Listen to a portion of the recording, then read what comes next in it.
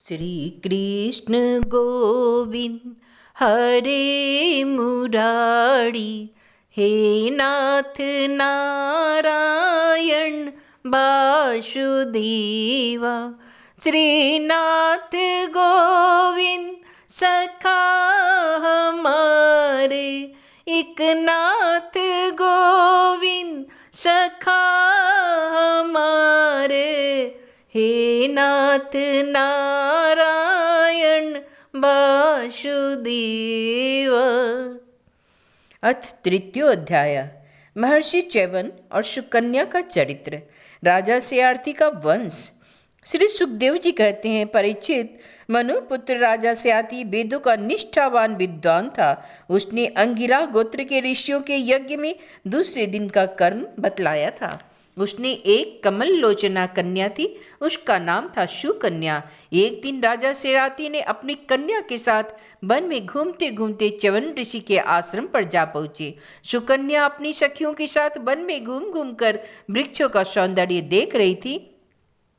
उसने एक स्थान पर देखा कि बांबी दीमकों की एकत्रित की हुई मिट्टी के छेद में दो जुगनू की तरह ज्योतियां दिख रही है। देव की कुछ ऐसी प्रेरणा हुई कि सुकन्या ने बाल सुलभ चपलता से एक कांटे के द्वारा उन ज्योतियों को बेध दिया। इससे उनमें से बहुत सा खून बह चला। उसी समय राजा सयाति के सैनिकों का मल मूत्र रुक गया। राजा सयाति यह देखकर बड़ा आश्चर्य हुआ। उन्होंने अपने सैनिकों से कहा, अरे, तुम लोगों ने कहीं महर्षि च्यवन के प्रति कोई अनुचित व्यवहार तो नहीं कर दिया? मुझे तो यह स्पष्ट जान पड़ता है कि हम लोगों में से किसी न किसी ने उनके आश्रम में कोई अनर्थ अवश्य किया है। तब सुकन्या ने अपने पिता से डरते डरते कहा कि पिताजी, मैंने कुछ अपराध अवश्य किया है। मैंने अनजान में दो ज्योतियों को कांटे से छेद दिया है। अपनी कन्या की यह बात सुनकर सयाति घबरा गए। उन्होंने धीरे धीरे स्तुति करके बांबी में छिपे हुए च्यवन मुनि को प्रसन्न किया। तदंतर च्यवन मुनि का अभिप्राय जानकर उन्होंने अपनी कन्या उन्हें समर्पित कर दी और इस संकट से छूटकर बड़ी सावधानी से उनकी अनुमति लेकर वह अपनी राजधानी में चले आए। इधर सुकन्या परम क्रोधी च्यवन मुनि को अपने पति के रूप में प्राप्त करके बड़ी सावधानी से उनकी सेवा करती हुई उन्हें प्रसन्न करने लगी। वह उनकी मनोवृत्ति को जानकर उसके अनुसार ही बर्ताव करती थी। कुछ समय बीत जाने पर उनके आश्रम पर दोनों अश्विनी कुमार आए। च्यवन मुनि ने उनका यथोचित सत्कार किया और कहा, आप दोनों समर्थ हैं, इसलिए मुझे युवा अवस्था प्रदान कीजिए। मेरा रूप एवं अवस्था ऐसी कर दीजिए जैसी युवती स्त्री चाहती है। मैं जानता हूँ आप लोग सोमपान के अधिकारी नहीं हैं, फिर भी मैं आपको यज्ञ में सोमपान का भाग दूंगा। वैद्य शिरोमणि अश्विनी कुमारों ने महर्षि च्यवन का अभिनंदन करके कहा, ठीक है, और उसके बाद उनसे कहा कि यह सिद्धों के द्वारा बनाया हुआ कुंड है, आप इसमें स्नान कीजिए। च्यवन मुनि के शरीर को बुढ़ापे ने घेर रखा था। सब ओर से नसें दिख रही थी। झुर्रियां पड़ जाने एवं बाल पक जाने के कारण वे बहुत भद्दे दिख रहे थे।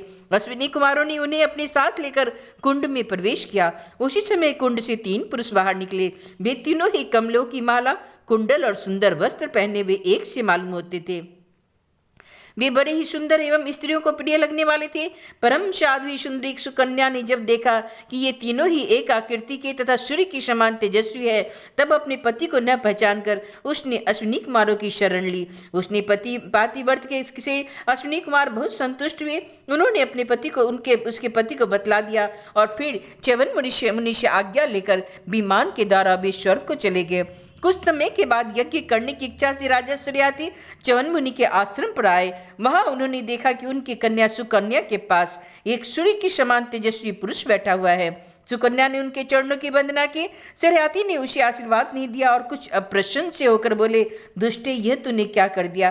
क्या तूने सबके वंदनीय च्यवन मुनि को धोखा दे दिया? अवश्य तूने उनको बूढ़ा और अपने काम का न समझकर छोड़ दिया है। अब तो इस राह चलते जार पुरुष को सेवा कर रही है। तेरा जन्म तो बड़े ऊंचे कुल में हुआ था, यह उल्टी बुद्धि तुझे कैसे प्राप्त हो गई? तेरा यह व्यवहार तो कुल में कलंक लगाने वाला है। अरे राम राम, तू निर्लज्ज होकर जार पुरुष की सेवा कर रही है और इस प्रकार अपने पिता और पति दोनों के वंश को घोर नरक में ले जा रही है। राजा सयाति के इस प्रकार कहने पर पवित्र मुस्कान वाली सुकन्या ने मुस्कुरा कर कहा, पिताजी, ये आपके जमाता स्वयं भृगु नंदन महर्षि च्यवन ही है। इसके बाद उसने अपने पिता से महर्षि च्यवन के यौवन और सौंदर्य की प्राप्ति का सारा वृत्तांत कह सुनाया। यह सब सुनकर राजा श्रेयाती अत्यंत विस्मित हुए। उन्होंने बड़े प्रेम से अपनी पुत्री को गले लगा लिया। महर्षि च्यवन ने वीर श्रेयाती से सोम यज्ञ का अनुष्ठान करवाया और सोमपान के अधिकारी न होने पर भी अपने प्रभाव से अश्विनी कुमारों को सोमपान करवाया। इंद्र बहुत जल्दी क्रोध कर बैठते हैं, इसलिए उनसे यह सहा न गया। उन्होंने चिढ़कर श्रेयाती को मारने के लिए ब्रज उठाया। महर्षि च्यवन ने ब्रज के साथ उनके हाथ को वही स्तंभित कर दिया। तब सब देवताओं ने अश्विनी कुमारों को सोम का भाग देना स्वीकार कर लिया। उन लोगों ने वैध होने के कारण पहले अश्विनी कुमारों का सोमपान से बहिष्कार कर रखा था। परीक्षित श्रेयाती के 3 पुत्र थे, उतानबढ़ी, आनर्त और भूरी शेषन। आनर्त से रैवत हुए। महाराज रैवत के ने समुद्र के भीतर कुशस्थली नाम की एक नगरी बसाई थी। उसी से रहकर वे आनर्त आदि देशों पर राज्य करते थे।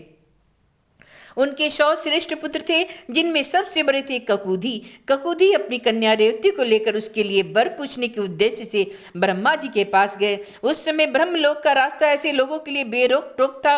ब्रह्मलोक में गाने बजाने की धूम मची हुई थी।